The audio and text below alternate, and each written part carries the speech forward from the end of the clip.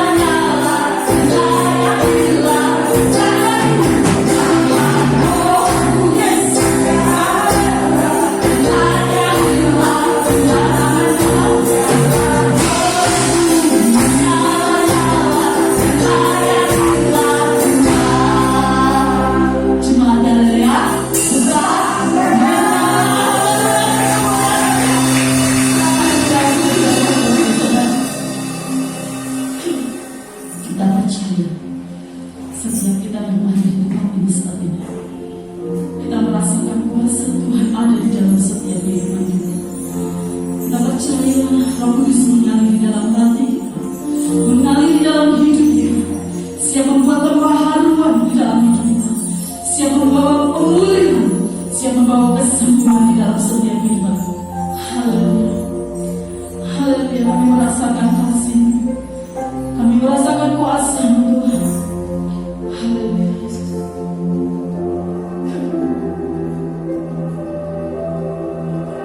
Kami merasakan kasih-Mu Tuhan, ku rasakan kuasa-Mu Tuhan. Yes. Ku rasakan kasih kuasa Roh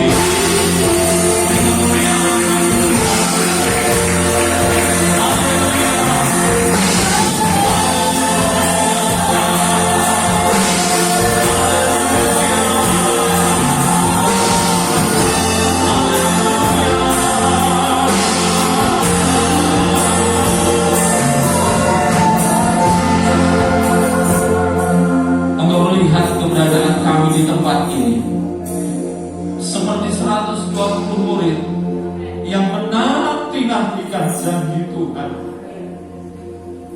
Mungkin kami hari-hari ini dipenuhi dengan segala keraguan dan kebimbangan, tapi peristiwa Pentakosta membuktikan Engkau Allah yang selalu menggenapi janji-janji-Mu buat kami. Genapi janji-Mu bagi jemaat-Mu di tempat ini hari ini Tuhan. Sebentar kami mau merenungkan firman Tuhan, karena kami percaya iman kami akan tumbuh melalui kebenaran firman Tuhan, bukan dengan yang lain Tuhan. Sebab itu kami mengizinkan kuasa firman Allah bekerja. Engkau melihat setiap hati seperti tanah yang baik, yang siap ditaburi benih firman Tuhan. Hamba menyadari penuh dengan keterbatasan, tetapi hamba percaya jemaat di tempat ini sudah mendoakan hamba agar kuasa Tuhan yang berkarya melalui hamba. Bebaskan Roh Kudus bekerja buat setiap kita hari ini Bapak Ibu Saudara. Kami siap Tuhan untuk mendengarkan firman Tuhan. Di dalam nama Tuhan Yesus kami sudah berdoa. Haleluya. Amin. Puji Tuhan, silakan duduk. Pertama saya mengucapkan banyak-banyak terima kasih kepada Ibu Gembala, Ibu Pendeta Silvania Jayadi yang sudah memberikan kepercayaan untuk pelayanan firman Tuhan. Dan izinkan saya memperkenalkan dulu supaya nanti kalau ketemu wajah asli saya seperti ini. Cuman rambut saya sebelumnya sudah putih, sama istri saya yang anak musik cilik-cilik, mosok rambutnya wis putih. Jadi dia yang nyemir rambut saya. Jadi kalau nanti ketemu rambutnya agak putih, itulah aslinya saya.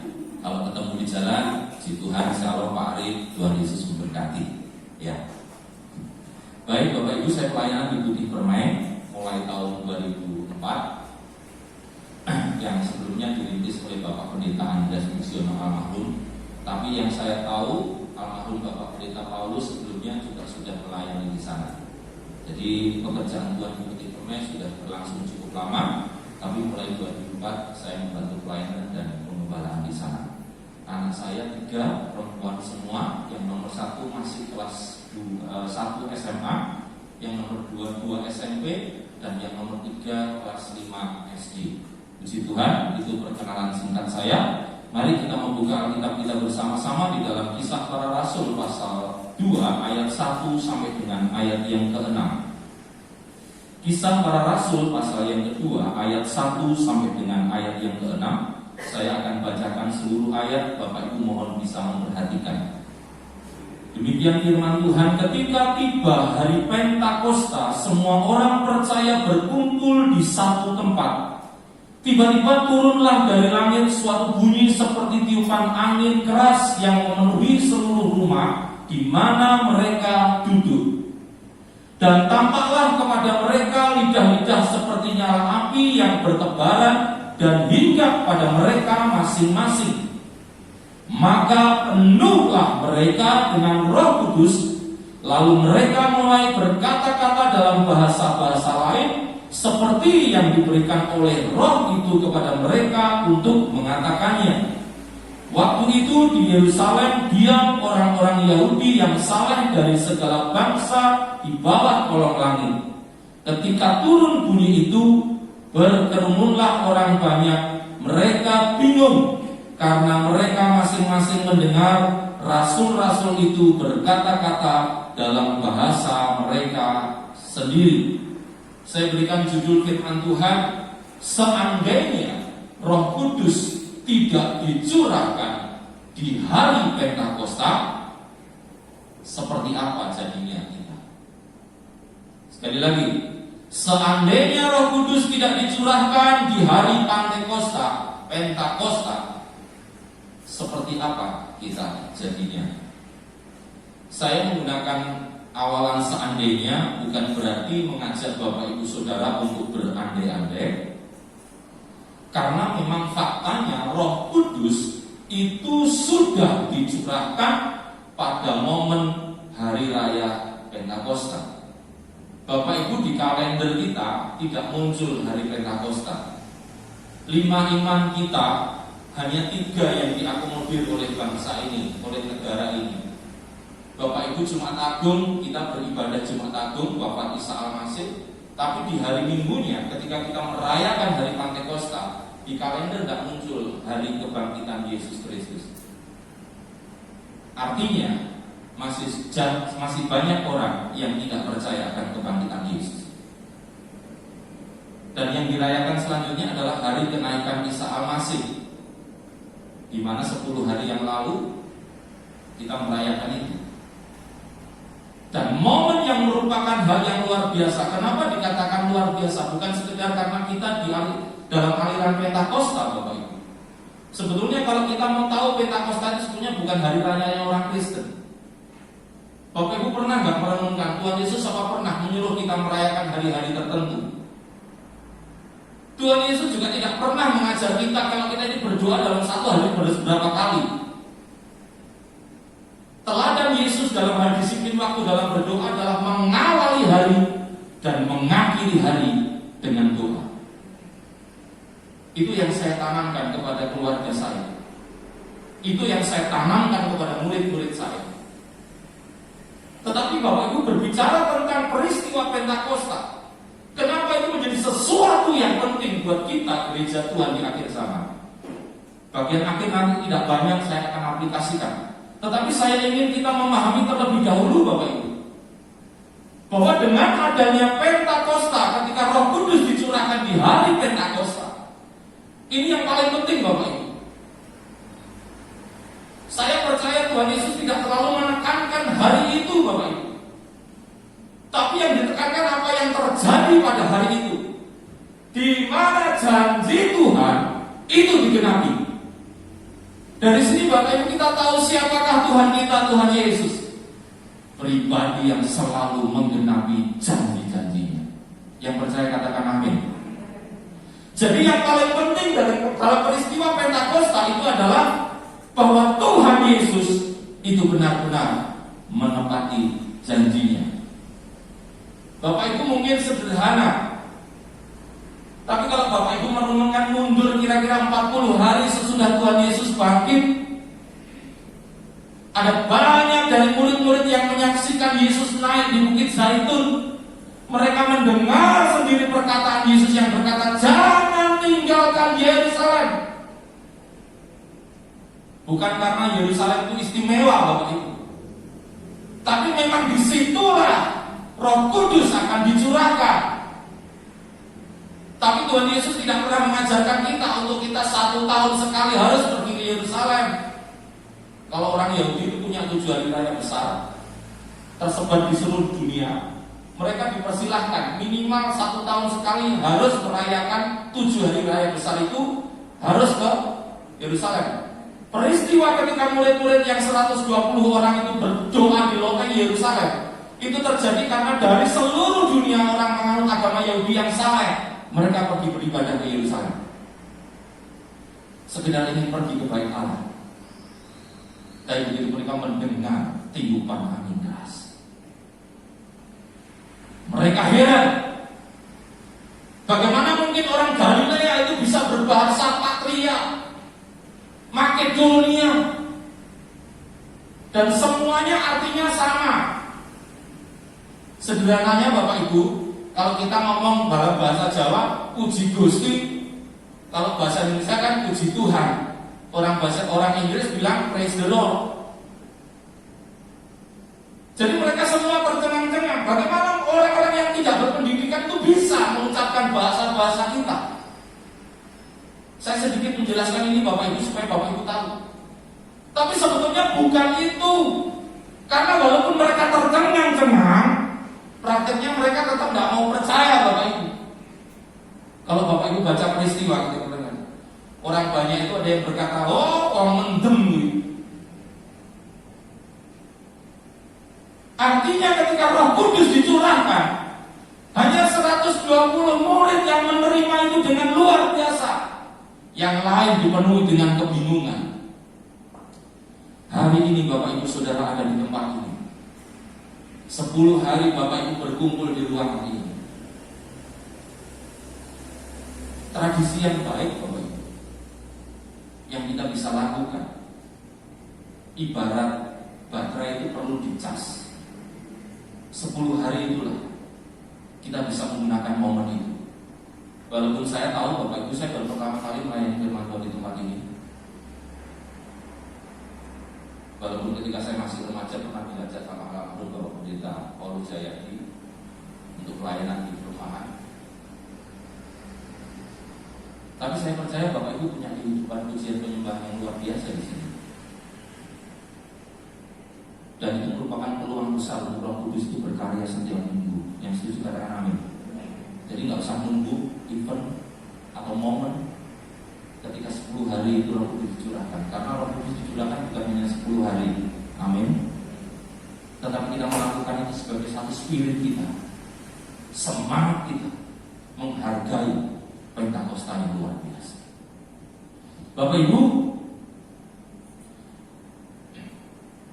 kalau kita melihat di dalam Injil Yohanes pasal 14 ayat 16, sebelum Tuhan Yesus meninggal, sebelum Tuhan Yesus mati di kayu salib, Tuhan Yesus sudah pernah berbincang-bincang dengan muridnya. Tuhan Yesus mengatakan bahwa Tuhan akan meninggalkan mereka, dan tapi Tuhan akan memberikan penolong yang lain. Dan penekanannya di situ supaya penolong yang lain itu menyertai murid-murid selama-lamanya.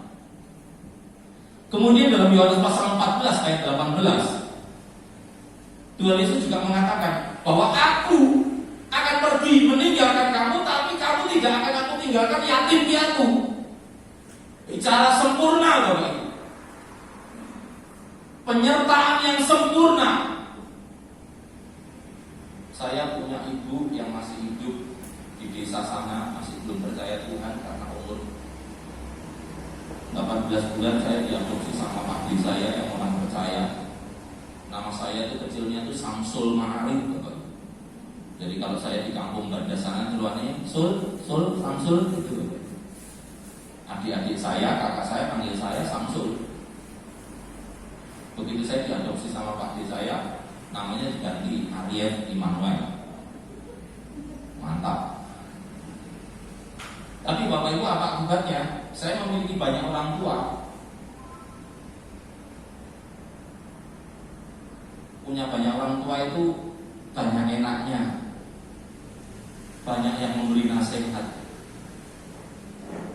Tapi kalau tidak punya orang tua, ada yang bilang enak, gak tanggungan, gak mau beli wong tua.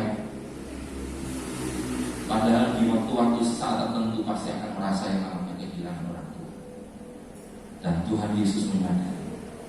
Tuhan Yesus berkata kepada murid-muridnya, Aku harus tinggalkan kamu, tapi Aku tidak tinggalkan kamu yatim piatu. Dalam Yohanes pasal 16 ayat yang ke-13 dikatakan bahwa keistimewaan pribadi yang akan menyertai murid-murid itu adalah Ia akan memimpin kamu ke dalam seluruh kebenaran. Masih banyak janji-janji yang Tuhan berikan ketika Yesus masih hidup, Bapak Ibu, pada murid-muridnya.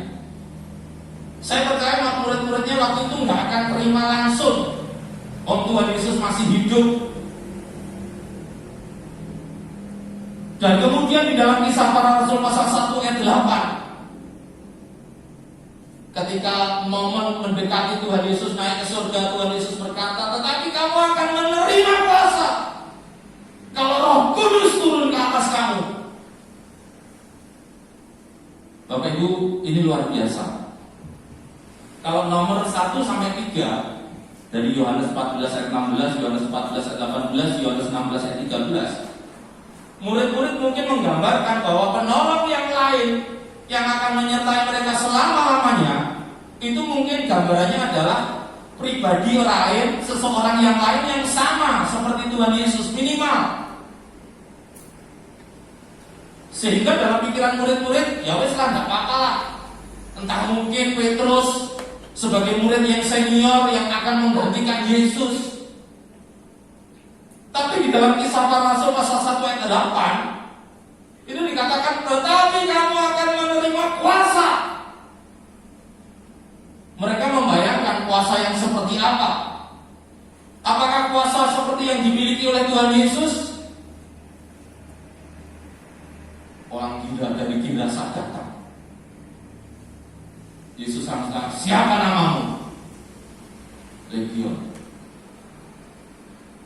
Tuhan Yesus sebelum suruh pergi legion sudah berkata, 10.000 orang tinggal dalam diri seseorang yang dirasuk roh jahat. Dan Tuhan Yesus berkata, silakan kalau kamu pergi. Murid-murid dipenuhi dengan bayangan itu. Murid-murid melihat sendiri bagaimana orang yang memukul-mukul dirinya dirantai, dilepas, itu bisa tunduk dalam nama Yesus. Mereka berpikir apakah mereka akan terima kuasa yang sama itu? Jadi Bapak Ibu, ketika 10 hari Bapak Ibu bisa renungkan ketika sepasang suami istri, Kleopas dan istrinya, setelah Tuhan Yesus naik, mereka mengambil keputusan, kita pulang ya Pak Mak. Terus kita nggak ada harapan. Dalam perjalanan mereka menuju Emmaus, Yesus yang bangkit menampakkan diri berjalan bersama dengan mereka berbincang-bincang. Dan ketika sampai di rumah, dikatakan Alkitab, Yesus memecahkan roti. Barulah mata rohani mereka terbuka. Saya sering mengatakan kepada jemaat Tuhan, perjamuan kudus itu luar biasa buat saya. Sepanjang saya mengabdi menjadi pengerja Bapak Ibu, yang saya tahu memang kalau ibadah perjamuan suci itu mesti paling akeh. Saya pernah di Jember itu Bapak Ibu jemaatnya 500, tapi nek pas perjamuan kudus yang datang itu bisa 700. Pada pakai kursi semua, meja cukup besar. Gelas perjamuan ini pakai gelas itu beling. Setelah makan itu minum anggur. Bu wayain delek gelas itu ya alon-alon ya Bapak Ibu ya. Lelap gitu. Gak wong 700 klotak. Makanya pemimpin pujian kan seringkali kalau kita duduk dalam hadirat Tuhan itu maksudnya itu menjaga hadirat Tuhan. Nah itu setelah makan roti, minum anggur, klotak, nggak bisa merasakan hadirat Tuhan. Kemelotak dengan ya Bapak Ibu. Tapi saya percaya Bapak Ibu dibiasakan di sini untuk menghargai hadirat Tuhan, dan itu luar biasa. Hadirat Tuhan yang hanya bisa memuaskan kita semua. Dan saya tahu itu Bapak Ibu. Kembali Bapak Ibu. Jadi Tuhan Yesus sampai berusaha dia bangkit menampakkan diri kepada Kleopas dan istrinya agar dia kembali ke Yerusalem. Dan betul Bapak Ibu, dikatakan setelah peristiwa memecahkan roti itu, mata rohani mereka terbuka. Yesus hilang dan mereka berdua kembali ke Yerusalem. Kita mengatakan mereka mendapati murid-murid sedang berdoa. Saya bersyukur kalau Tuhan mendapati kita hari-hari ini tetap berdoa. Bapak Ibu sering kasih Tuhan. Jadi hal yang pertama yang saya ingin tekankan kepada Bapak Ibu saudara sekalian hari ini,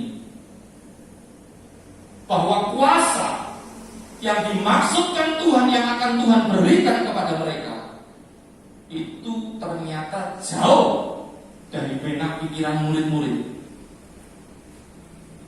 Ketika 120 orang itu dipenuhi dan mereka berbahasa asing, Alkitab mengatakan bahasa lain, Bapak Ibu, bukan berbahasa lidah, berbahasa lain.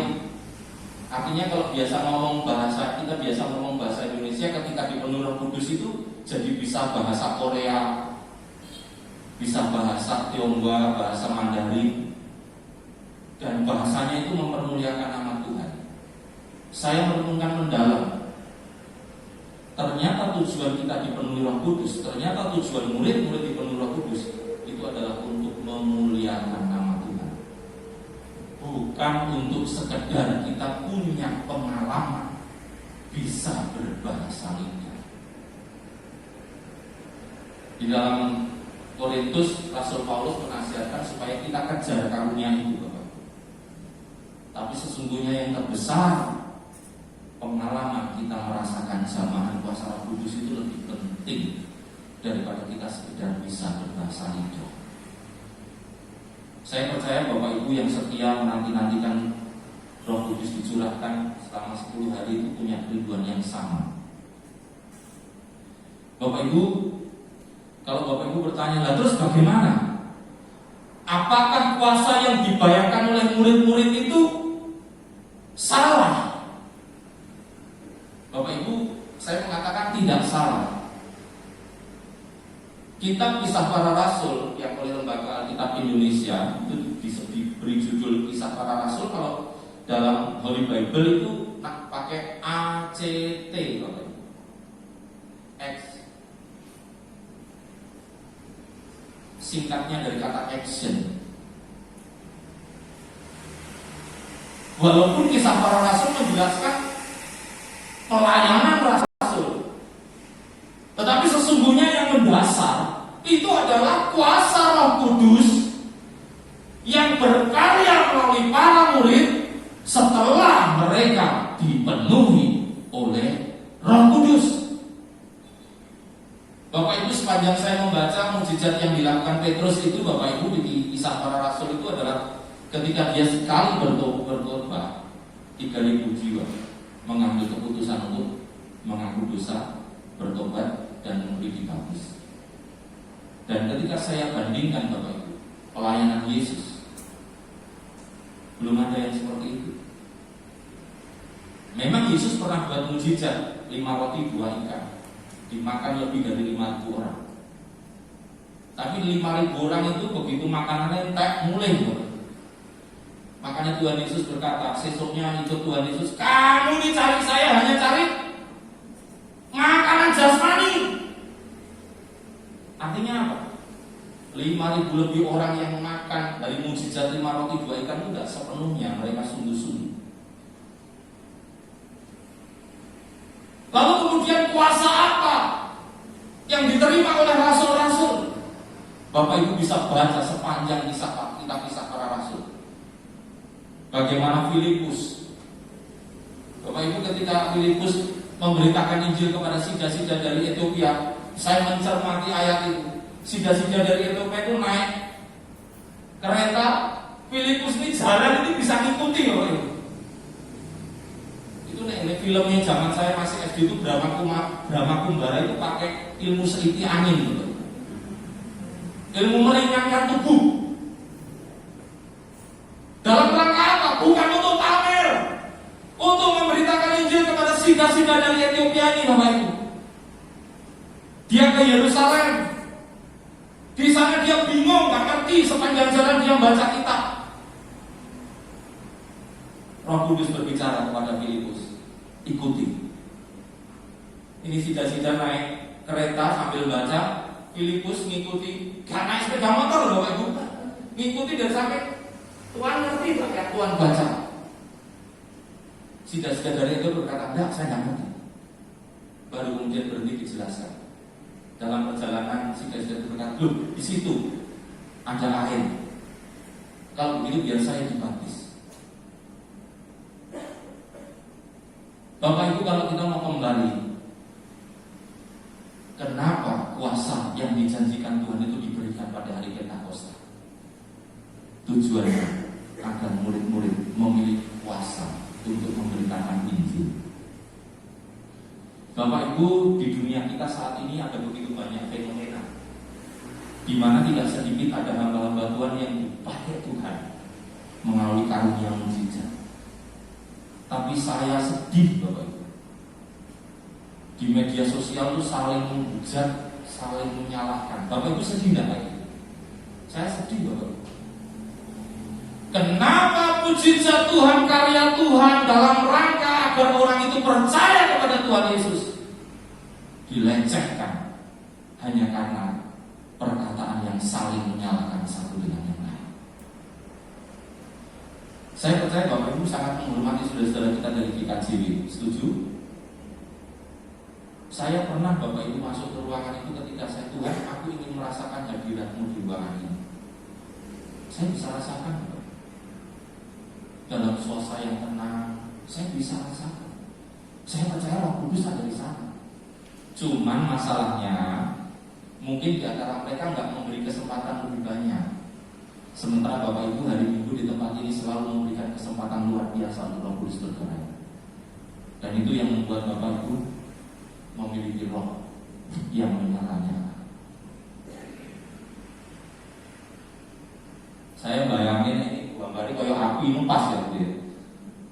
Lilin ini kan firman-Mu, beritahu daging itu api menyalanya, gambarannya kan api gitu.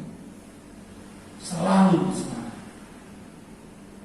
Saya kadang merenungkan buat jemaat Tuhan yang ada di tempat ini, ketika Anda sudah memiliki kehidupan doa yang luar biasa. Saya tahu dari sejak awal bagaimana Anda membangun mezbah pujian. Itu hal-hal yang sangat disukai Tuhan. Lakukan terus, bersabar. Karena kalau Tuhan ditinggikan, Tuhan akan menarik jiwa-jiwa. Siap untuk terima koin dari Tuhan, amin. Harus siap, Bapak. Kembali ke penekanan saya, karena saya firman Tuhan hari ini dibatasi. Di dalam Kisah Para Rasul pasal 1 ayat 8, di situ dijelaskan, kembali saya tekankan, tetapi kamu akan menerima kuasa kalau Roh Kudus turun ke atas kamu, dan kamu akan menjadi saksiku di Yerusalem dan di seluruh Yudea dan Samaria dan sampai ke ujung bumi. Apakah ini tergenapi? Jawabannya ya, tergenapi.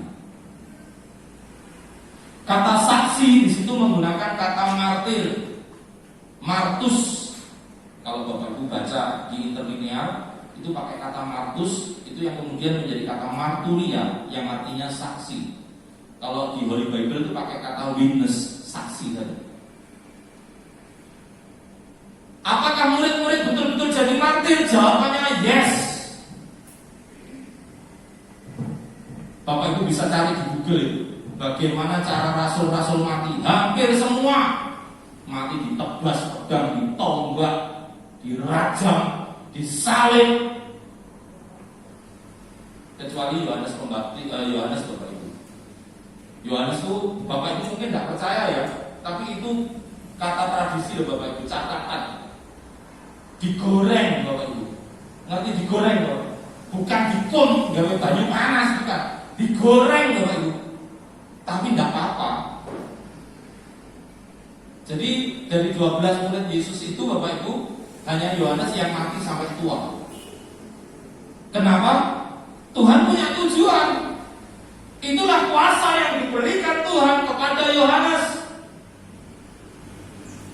Jadi ketika dia dibuang ke Pulau Patmos, dia terima kitab Wahyu, Bapak Ibu. Bayangkan Bapak Ibu, kalau Bapak Ibu gak terima yang namanya Wahyu, Bapak Ibu gak bisa punya gambaran surga ini seperti apa. Daniel dikasih penglihatan surga, sama Daniel, wah gak mampu saya Tuhan, gak mampu.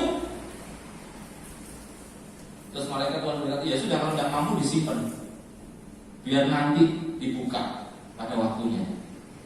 Yohanes diizinkan melihat surga di Pulau Patmos, di tempat dia diasingkan. Wahyu itulah yang kemudian menjadi kitab Wahyu kita pegang di akhir perjanjian baru. Kalau Bapak Ibu suka baca, kalau nggak mengerti tanya sama Bu Gembala. Tanya Google gimana? Ya tidak apa-apa Bapak Ibu ya. Tapi sumbernya macam-macam. Tanya aja pada Bu Gembala kalau nggak ngerti. Di situ Bapak Ibu akan terima betapa Allah yang setia dengan janjinya. Bapak Ibu, saya mulai mendekati pada bagian akhir. Bagaimana aplikasinya buat kita gereja Tuhan di akhir zaman? Faktanya memang jelas Bapak Ibu, murid-murid Tuhan Yesus itu diberi kuasa untuk bersaksi. Cuman dengan cara menjadi martir. Hari gini Bapak Ibu, apa perlu kita jadi martir? Saya bersyukur Tuhan Yesus itu tidak pernah ketika, kalau kamu jadi pengikutku, ikuti teladanku. Tapi Tuhan Yesus kan nggak pernah bicara, aku puasa 40 hari 40 malam, kamu juga harus puasa 40 hari 40 malam. Coba kalau misalnya itu ada di kitab tuntunannya Yesus, kira-kira bagaimana Bapak? Ini bukan masalah karena 40 hari. Kami di sekolah kita paling lama 3 hari puasa, tidak makan, tidak minum Bapak Ibu. Jadi sebelum pemutusan, di hari kami penamatan itu 3 hari. Jadi misalnya ini hari Minggu jam 12 siang, itu kita nggak makan sampai besok Senin, Selasa, Rabu siang kita baru buka. Wah teman-teman Bapak Ibu, ketika mau hari Rabu itu buka puasa, melumpuk nih duit. Nanti kita keluar makan duit. Sehingga makan, maaf Bapak Ibu, urunan mie diublek nih ngene ember itu Bapak Ibu. Dimakan bersama, buka puasa. Tapi kami diajar punya spirit 3 hari puasa kami harus berdoa.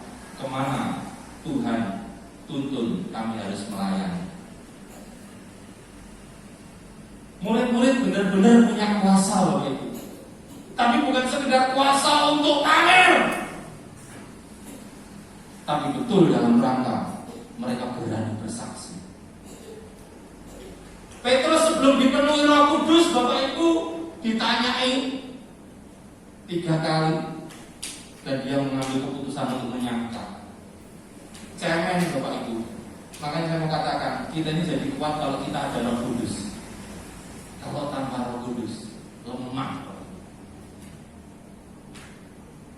Nah sekarang bagaimana dengan kita gereja Tuhan? Perlukah kita Roh Kudus? Jawabannya perlu Bapak Ibu. Coba kita ingat lagi 3 perkara yang Tuhan janjikan kepada murid-muridnya. Itu berlaku buat kita. Kita perlu pribadi yang selalu menyertai kita selama-lamanya. Kita perlu pribadi yang bisa menolong kita dalam segala keadaan. Kita perlu pribadi yang selalu membelai kita sebagai orang tua. Dan itulah Roh Kudus.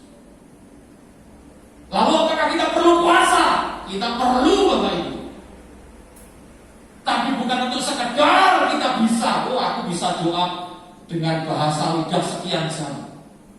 Rasul Paulus, ini nasihat Rasul Paulus, aku bisa melakukan itu juga. Tapi ada hal yang terpenting, agar hidupku diubahkan. Rasul Paulus walaupun tidak termasuk 12 rasul, dia disebut sebagai rasul karena dia diangkat sebagai rasul oleh Tuhan Yesus sendiri.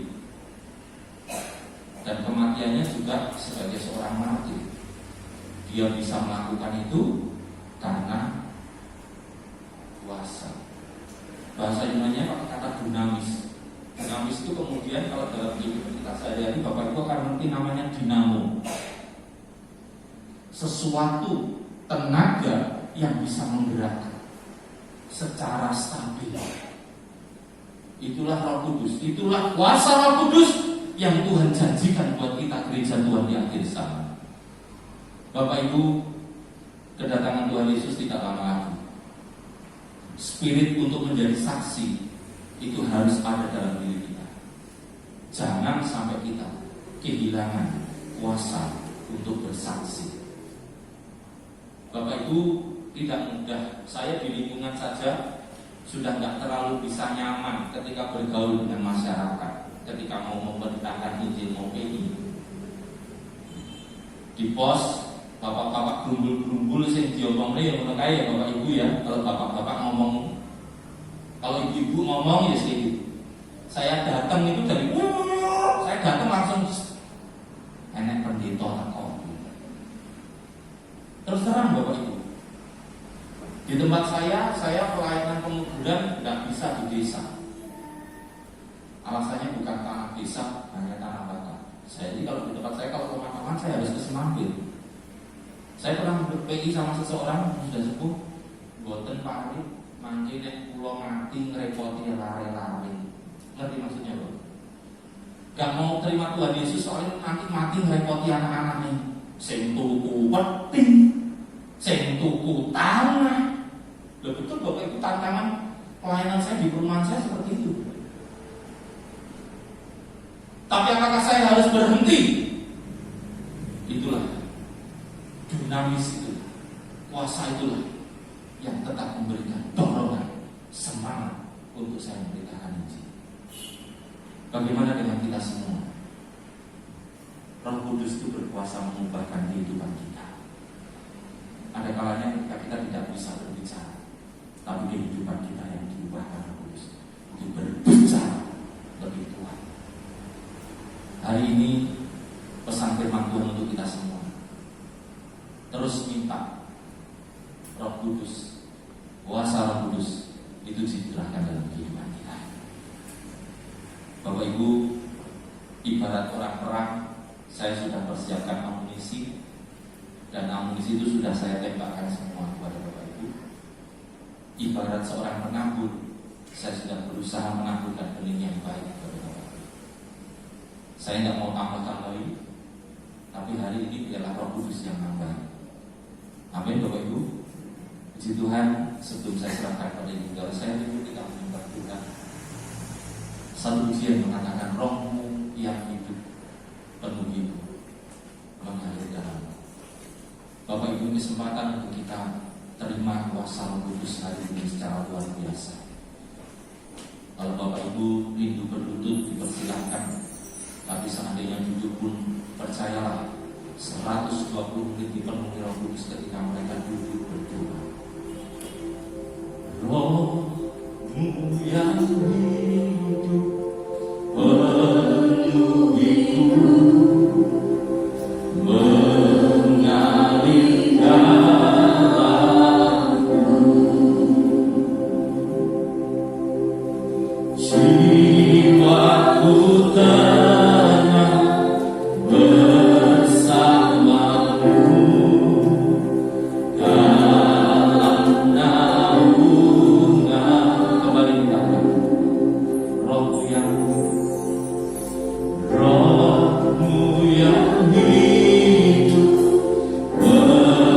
semua naikkan pujian dengan segenap hati, mengalir dalamku, jiwaku tenang bersamamu dalam naungan. Buka hati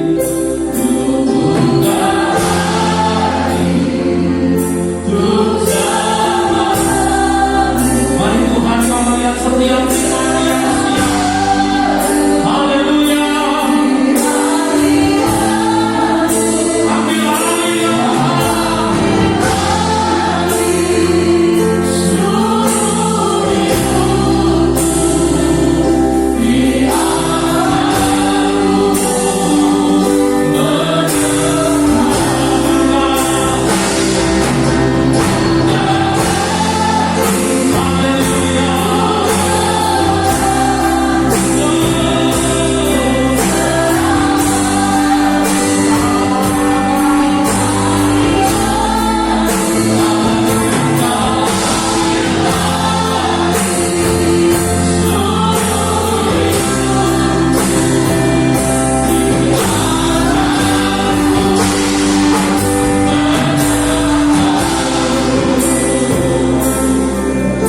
Dengan lalu kita naikkan pujian ini kembali.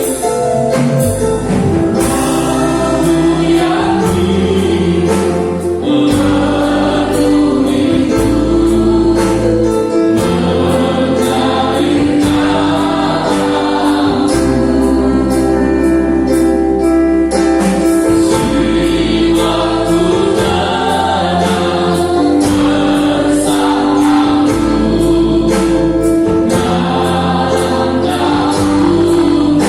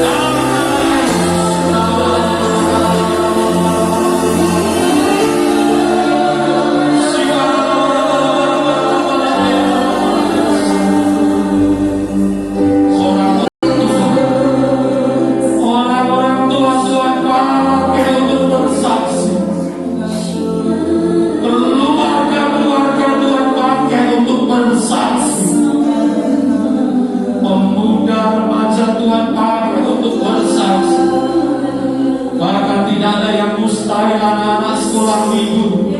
Tuhan urapi dengan roh untuk bersaksi di dalam nama Yesus.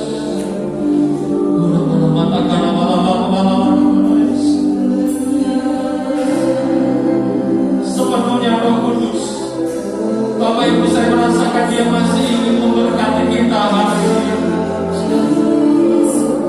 Letakkan dirimu di hadapan Tuhan.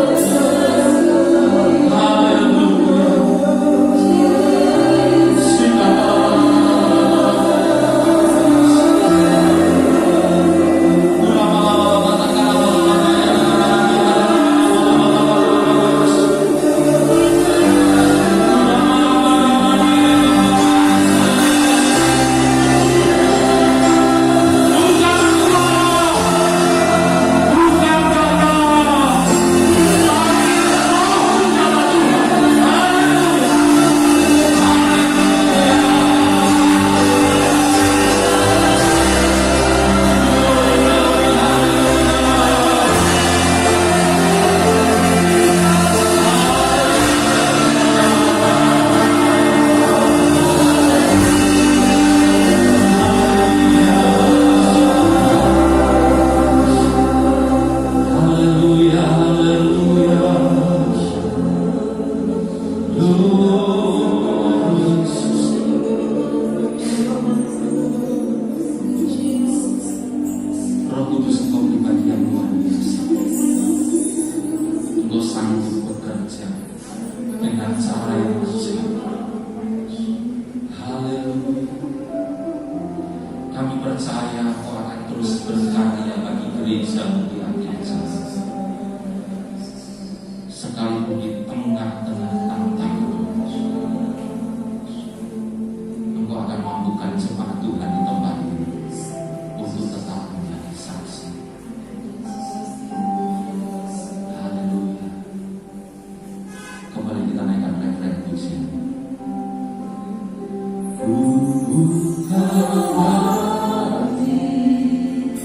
Tuhan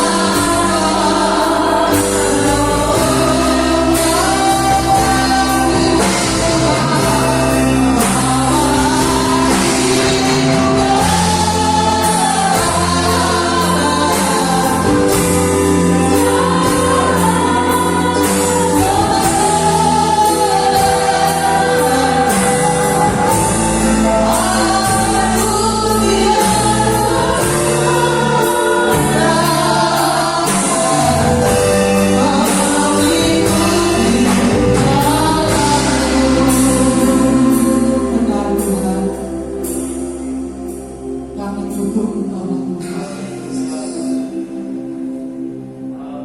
butuh Kau. Kami tidak mampu berjalan sendiri. Kami tidak bisa berbuat apa-apa tanpa Roh Kudus ada dalam hidup kami, menyertai kami, menolong kami, memimpin kami. Sebabnya kami di Roh Kudus. Inilah kami umat-Mu. Inilah kami umat-Mu Tuhan, pegang setiap tangan kami. Penuhi kami semua dengan kuasa dari tempat yang paling. Kami yakin kalau Tuhan berjanji tidak ada yang tidak dikenal. Terima kasih Tuhan. Dan kami percaya Kau punya tujuan ketika kami dipakai Roh Kudus, supaya kami bisa menjadi saksi, jadi berkat dimanapun kami ada. Terima kasih Tuhan, berkati hamba-Mu Bapak Pendeta Arif Immanuel yang sudah Kau pakai untuk menyampaikan isi hati. Berkati pelayanan, berkati keluarga, berkati pergumulan demi pergumulan bersama pelayanan. Kami percaya Kau tidak akan membiarkan hamba ini. Berkati seluruh jemaat keluarga yang sudah hadir pada saat pagi hari ini. Seluruh pelayan-pelayan kami percaya Tuhan memberkati. Dan ibadah nanti sore jam 5 Kau juga memberkati, Kau hadir di tempat ini. Lawatan Tuhan juga terjadi seperti hari ini Tuhan. Kami boleh menikmati penyelamatan Tuhan yang luar biasa. Kau memberkati orang-orang di sekitar kami, Ramadan sekitarnya, kota kami, sampai pun dilawat Tuhan. Indonesia boleh mengalami pemulihan yang Kau kerjakan pada setiap kami Tuhan, untuk yang menjadi saksi di tengah-tengah besar ini. Terima kasih Bapak, sebentar kami akan memberikan persembahan, melakukan firman Tuhan. Ajarkan kami melakukan semuanya seperti untuk Tuhan. Manakala usai ibadah dikatakan pulang ke tempat kami masing-masing, kami percaya di sana Bapak tolong kami sepanjang minggu ini pun kami dalam pemeliharaan Tuhan. Nantinya saudaraku yang dikasih oleh Tuhan, Tuhan memberkati engkau ketika engkau masuk dalam rumah Tuhan. Tuhan memberkati engkau ketika engkau pulang dari tempat ini. Tuhan memberkati dengan iman yang semakin kuat, tidak terguncangkan oleh apapun juga. Tuhan memberkati kesehatanmu, Tuhan memberkati keluargamu, Tuhan memberkati pelayananmu, pekerjaanmu dibuat Tuhan berhasil dan engkau dijadikan engkau menjadi berkat. Diberkati sekolah dan kuliah. Ketika engkau di rumah, ketika engkau keluar rumah, Tuhan menjanjikan keluar masukmu di sana Tuhan akan menjaga, menyertai, melindungi engkau. Terimalah anugerah mukjizat dan berkat dari Bapa di surga, cinta kasih daripada Tuhan Yesus Kristus, dan persekutuan Roh Kudus menyertai dalam kehidupanmu mulai hari ini sampai